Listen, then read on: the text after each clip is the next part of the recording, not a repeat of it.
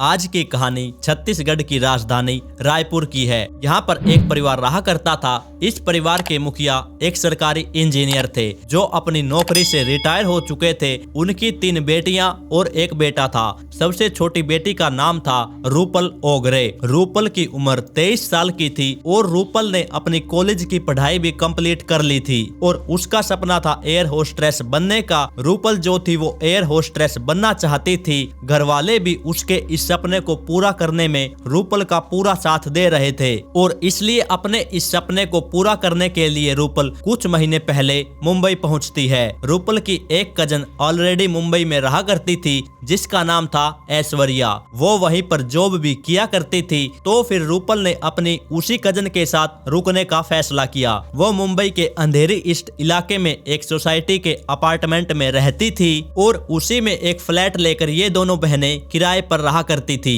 रूपल वहां पर एक प्राइवेट एयरलाइंस के अंडर ट्रेनिंग ले रही थी। 6 महीने की इस ट्रेनिंग के बाद रूपल को अब आसमान में उड़ना था, लेकिन रूपल की सिर्फ अभी 3 महीने की ही ट्रेनिंग हुई थी। अभी तो उसकी 3 महीने की और ट्रेनिंग बची हुई थी, इसलिए इन 3 महीनों के बीच वो छुट्टी नहीं ले सकती थी। उसके बाद फिर रक्षाबंधन का त्योहार आता है। रक्षाबंधन और अपने किसी निजी काम से ऐश्वर्या अपने घर रायपुर वापस आ जाती है और उस वक्त रूपल मुंबई के उस फ्लैट में अकेली होती है। फिर रविवार की सुबह रूपल उठकर करीब 10 बजे अपने घर वालों को फोन करती है। उस वक्त ब्रेकफास्ट का समय था तो आधी अधूरी बातें करके घर वालों ने कहा कि ब्रेकफास्ट के बाद बात करते हैं। फिर उसके बाद 1 बजे के आसपास घर वालों ने फिर से रूपल को फोन किया, लेकिन तब रूपल ने फोन नहीं उठाया। रविवार होने की वजह से घर वाले सोचते हैं कि शायद रूपल सो रही होगी या फिर किसी काम में लगी होगी। धीरे धीरे दोपहर बीत गई और फिर दोपहर से शाम भी बीत गई। रूपल ने इससे पहले ऐसा कभी नहीं किया था। जब से रूपल मुंबई गई थी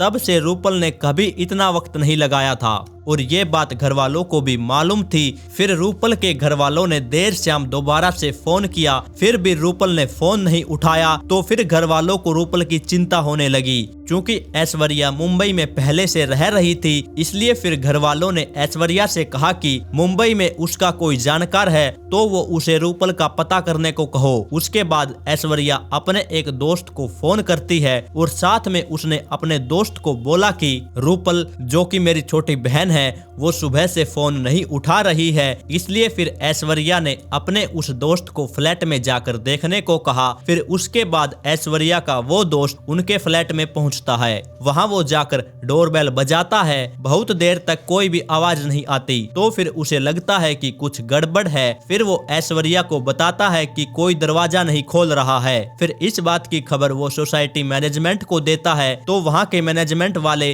डुप्लीकेट चाबी बनाकर गेट खोलने की बोलते हैं। वो ऐश्वर्या से इस बारे में बात करता है तो ऐश्वर्या उसे बताती है कि सोसाइटी के बाहर ही डुप्लीकेट चाबी बनाने वाला बैठा रहता है। ऐश्वर्या का वो दोस्त वहां उस चाबी वाले के पास जाता है और उस चाबी वाले को बुला कर ले आता है। अब चाबी वाले की मदद से दरवाजा खोला जाता है। दरवाजा खोलकर वो फ्लैट के अंदर दाखिल होता है तो इधर उधर देखने के बाद उसकी नजर बाथरूम की तरफ पड़ती है और जो देखता है वो बहुत ही भयानक मंजर था। दरअसल सामने बाथरूम में फर्श पर रूपल पड़ी थी। पूरा फर्श खून से सना हुआ था। रूपल के शरीर से अब खून रिसना भी बंद हो चुका था क्योंकि लगभग सारा ही खून उसके शरीर से निकल चुका था। गले में एक तेज कट का निशान था। अब ये मंजर देखकर सभी लोग एकदम हैरान थे। फिर ऐश्वर्या का वो दोस्त फौरन ये सारी बात ऐश्वर्या को बता देता है। खबर सुनते ही रूपल के घर वालों का रो रो कर बहुत बुरा हाल हो जाता है। अब इसी दौरान सोसाइटी के और लोग इस घटना की सूचना पुलिस को दे देते हैं। फिर थोड़ी ही देर बाद मुंबई पुलिस भी मौके पर पहुंच जाती है।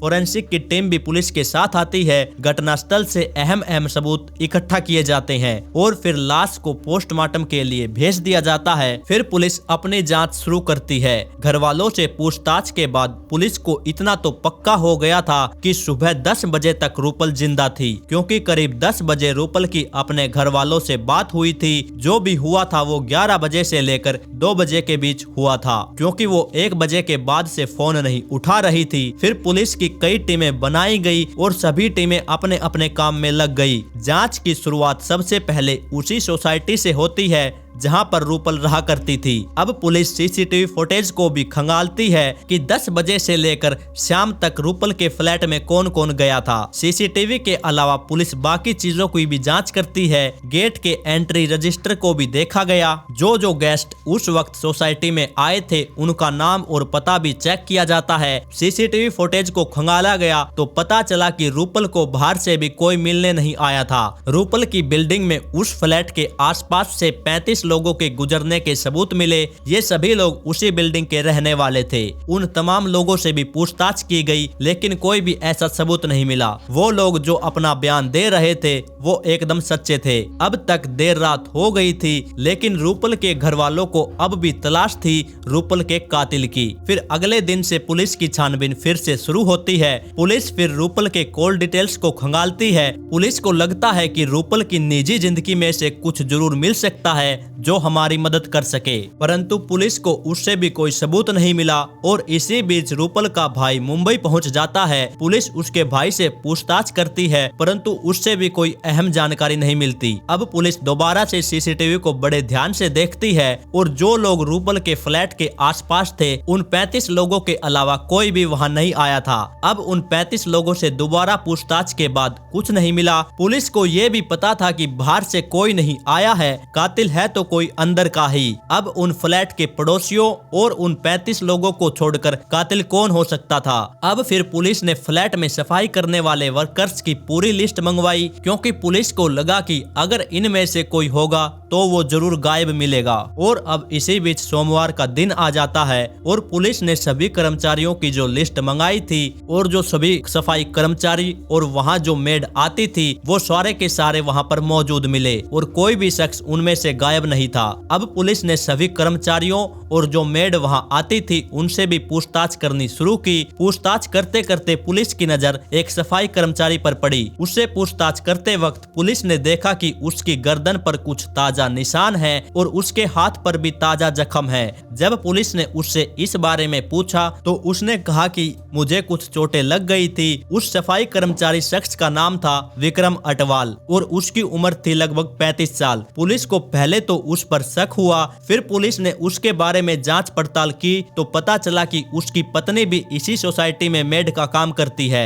अब पुलिस ने एक बार फिर सीसीटीवी फुटेज को खंगालने का फैसला किया। पुलिस ने विक्रम अटवाल का रविवार को क्या रूटीन था ये चेक करना शुरू किया। अब जब सीसीटीवी को एक बार फिर से देखा गया तो वहाँ बहुत सारे लोग आ जा रहे थे। तभी उनको अचानक दिखाई दिया कि सुबह 10:30 बजे विक्रम अटवाल अपनी सफाई कर्मचारी वाली ड्रेस में रूपल के फ्लैट वाली उसी बिल्डिंग की तरफ जाता है। पुलिस ने देखा कि वो करीब 10:30 बजे अंदर गया था लेकिन चौंकाने वाली बात ये थी कि 1:30 बजे के करीब वो बाहर निकल रहा था। अब सवाल ये था कि इन 2-2.5 घंटों में वो क्या कर रहा था। मैनेजमेंट के लोगों से पुलिस ने पूछताछ की कि वहाँ आमतौर पर सफाई में कितना वक्त लगता है तो उन्होंने बताया कि 15 से 20 मिनट, कभी कभी बहुत ज्यादा गंदगी हो तो ज्यादा से ज्यादा आधा घंटा भी लग जाता है, पर इससे ज्यादा नहीं। लेकिन ये बात सिर्फ 2-2.5 घंटों की ही नहीं थी। इसके अलावा भी पुलिस ने जब ध्यान से देखा तो एक और चीज ने काफी हैरान परेशान किया और वो ये कि जब वो बिल्डिंग के अंदर दाखिल हुआ तब उसने सफाई कर्मचारी वाली ड्रेस पहन रखी थी, लेकिन जब वो 1:30 बजे वापस निकल रहा था तब उसके कपड़े बदले हुए थे। उसने नॉर्मल पैंट और शर्ट डाली हुई थी। अब वहाँ के सोसाइटी के लोगों से पूछा गया कि क्या ऐसे ही होता है, सफाई करने के बाद कर्मचारियों द्वारा बिल्डिंग में ही कपड़े बदल लिए जाते हैं, तो उन्होंने बताया कि ऐसा नहीं होता, वो यहाँ से अपनी सफाई कर्मचारी वाली ड्रेस में ही जाते हैं। अब ये दोनों चीजें पुलिस के दिमाग में खटकने लगी। इसके बाद विक्रम अटवाल को बुलाकर सख्ती से पूछताछ की गई तो फिर उसने अपना जुर्म कबूल कर लिया। उसने कहा मैंने ही रूपल को मारा है। पुलिस ने फिर उससे कारण पूछा तो उसने बताया कि वो उनके फ्लैट में सफाई करने जाता था और पिछले काफी समय से रूपल उसे सफाई को लेकर बात बात पर खरी खोटी सुना देती थी। उन दोनों के बीच काफी समय से अनबन चल रही थी। उस दिन भी वो फ्लैट के अंदर सफाई करने गया था और इससे पहले भी वो उनके फ्लैट में सफाई के लिए जाता रहता था। उसे मालूम था कि आजकल रूपल जो है वो अकेली है और उसकी कजन घर गई हुई है, लेकिन रविवार के दिन उसकी नीयत खराब हो गई और उसकी उससे पुरानी रंजिश भी थी। उसने कहा वो अकेली थी तो उसने वहां जाकर रूपल से जबरदस्ती करने की कोशिश की। रूपल ने विरोध किया और वो चिल्लाने भी लगी तो मुझे फिर गुस्सा आ गया। मैंने फिर चाकू निकाला और उसे वहीं पर मार डाला। पुलिस के दिमाग में अब काफी सवाल आ रहे थे। पहली चीज तो ये कि एक सफाई कर्मचारी अपने साथ चाकू लेकर किसी के फ्लैट में सफाई करने क्यों जाएगा। दूसरी चीज, एक सफाई कर्मचारी जब सफाई करने जाता है तो अपने साथ कपड़े बदलने के लिए दूसरे कपड़े लेकर नहीं जाता है। वो ना ही सिर्फ एक जोड़ी कपड़े लेकर गया था बल्कि अपने साथ चाकू भी लेकर गया था। इसका मतलब इसका पहले से ही प्लान था। उसने माना कि रूपल को लेकर उसकी नीयत खराब थी और रविवार को वो इसी मकसद के साथ गया था कि अगर वहां विरोध होगा तो वो उसको चाकू से डराएगा। उसका मकसद सिर्फ उसे डराना था, परंतु जब वो चिल्लाने लगी तो वो डर गया और उसने चाकू से उसका गला काट दिया। परंतु पुलिस को कपड़ों और चाकू से लगता है कि ये मर्डर का प्लान पहले से बनाया हुआ था। उसके बाद फिर पुलिस ने उसे गिरफ्तार कर लिया और 8 सितंबर को विक्रम अटवाल ने लॉकअप में अपनी ही पैंट से फंदा बनाकर खुद की जान ले ली। वो लॉकअप में अपनी ही पैंट का फंदा बनाकर लटका हुआ पाया गया। तो बस दोस्तों, यही कहानी थी आज की। आपकी इस कहानी के बारे में क्या राय है, आप मुझे कमेंट करके जरूर बताइएगा। और आपको ऐसे ही क्राइम स्टोरीज सुनना पसंद है तो आप इस चैनल को सब्सक्राइब जरूर कर लें, क्योंकि मैं ऐसे ही क्राइम स्टोरीज इस चैनल पर लेकर आता रहता हूं। तो जल्द ही मिलेंगे एक और नई क्राइम स्टोरी के साथ।